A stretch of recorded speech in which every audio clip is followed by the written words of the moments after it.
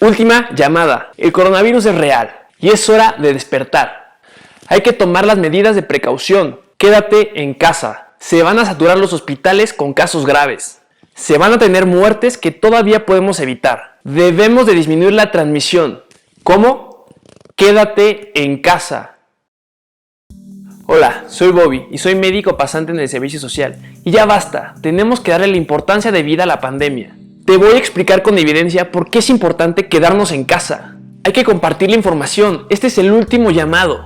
Está en nuestras manos retardar la velocidad de contagios y así el sistema de salud pueda atender a los casos graves. Exacto, ya es inevitable que los casos aumenten, pero depende de nosotros qué tan rápido lo hacen. Para empezar, vamos a analizar un modelo muy interesante publicado en Science, en el cual a través de modelos matemáticos pudieron determinar cuál fue el efecto que tuvieron las personas que no tenían diagnóstico por COVID-19, pero sí tenían la infección, y por ende estas personas no siguieron medidas de precaución, como cuál, quedarse en casa.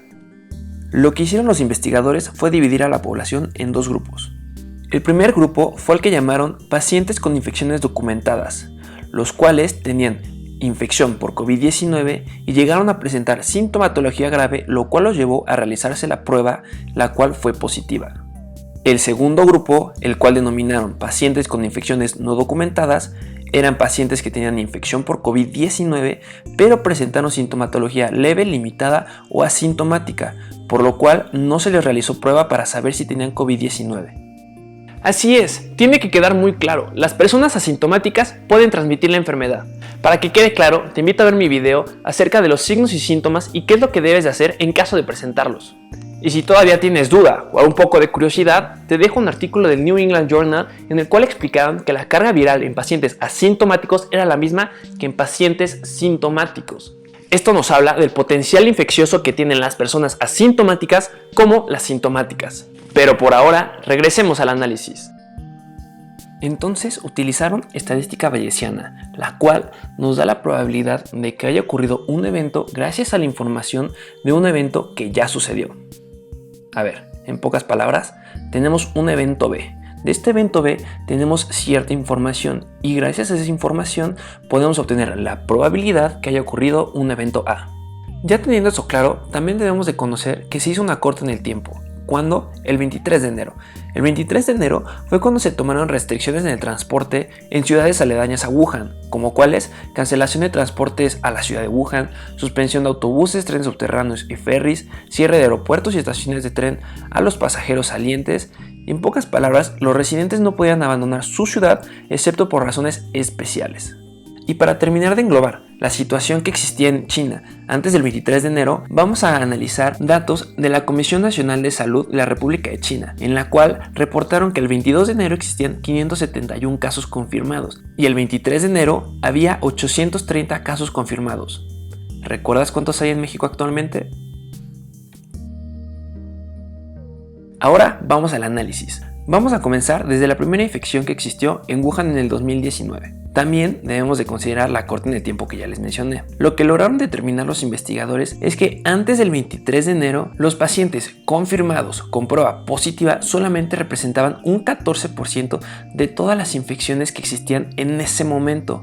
En otras palabras, el 86% restante correspondía al número de pacientes que tenían infección por SARS-CoV-2, pero no se les había realizado la prueba. Recordemos que fueron pacientes que tenían sintomatología leve, sintomatología limitada o asintomáticos. Otra característica que observaron al comparar a los pacientes confirmados y a los pacientes con infección no documentada es que si los pacientes documentados pueden infectar a 2 pacientes con el virus, los pacientes no documentados tenían la capacidad de infectar a un paciente, es decir, tenían el 55% de capacidad de infección a comparación con los pacientes confirmados. Recordemos que el potencial de infección por persona es diferente, esto solamente es para esquematizar el potencial de infección comparando a los dos casos. Y tan importante como eso, el número de casos no documentados eran pacientes que seguían saliendo de sus casas, no tomaban las medidas de protección. ¿Y qué fue lo que analizaron gracias a sus modelos matemáticos? Bueno, pues que ese 86% de casos fueron capaces de atribuir a un 79% de casos que sí fueron confirmados. Y si tú eres de las personas que todavía se cuestiona si esas medidas de restricción en el transporte funcionan, Pues solamente te dejo estas noticias, en donde dice que la semana pasada se levantaron justo estas restricciones debido a la disminución en número de casos. Pero todavía no es suficiente, así que mucha atención. Vamos a ver el impacto que puede tener no seguir las medidas de precaución como quedarnos en casa en el sistema de salud, en algo llamado aplanar la curva. Tenemos números de casos, ya sea confirmados o que no conocen que tienen la enfermedad, y también tenemos el tiempo que transcurre. Si decidimos no tener las medidas de protección, si decidimos no entrar en cuarentena, lo único que vamos a hacer es aumentar el número de casos de una forma drástica. Con esto vamos a llegar a un punto más rápido en el que se va a crear inmunidad. Y gracias a la inmunidad se van a disminuir el número de casos confirmados, ya que va a existir defensa en la población. Pero aquí hay una línea muy importante. Esta línea punteada representa la capacidad del sistema de salud. Como vemos, el sistema de salud tiene un límite. No se va a tener la capacidad de atender a este número de pacientes que está incrementando de una forma acelerada. Entonces lo que tenemos que hacer es aplanar la curva.